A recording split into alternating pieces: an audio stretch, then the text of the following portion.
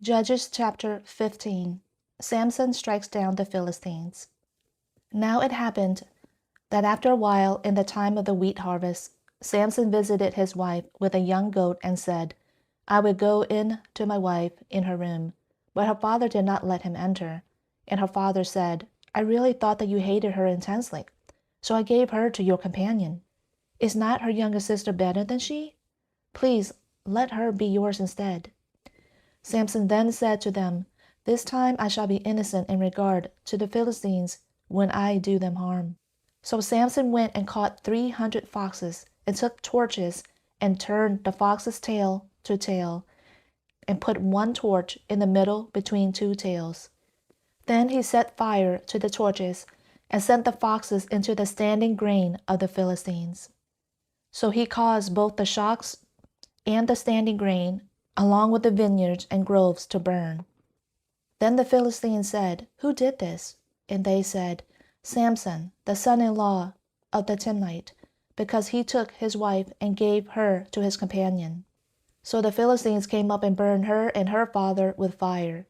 Then Samson said to them, If you act like this, then I will surely take revenge on you, but after that I will cease.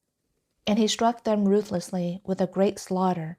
And he went down and lived in the cleft of the rock of Etham. Then the Philistines went up and camped in Judah, and spread out in Lehi.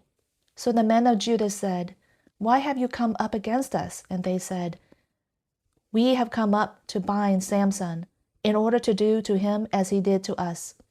Then 3,000 men of Judah went down to the cleft of the rock of Etham, and said to Samson, Do you not know that the Philistines are rulers over us? What then is this that you have done to us? And he said to them, As they did to me, so I have done to them.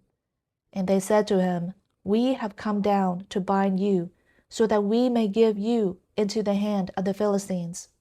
And Samson said to them, Swear to me that you yourselves will not kill me.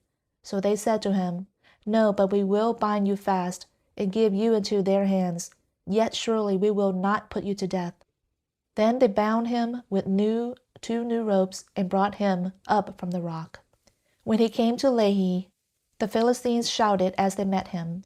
And the Spirit of Yahweh came upon him mightily, so that the ropes that were on his arms were as flax that is burned with fire, and his bonds dropped from his hands.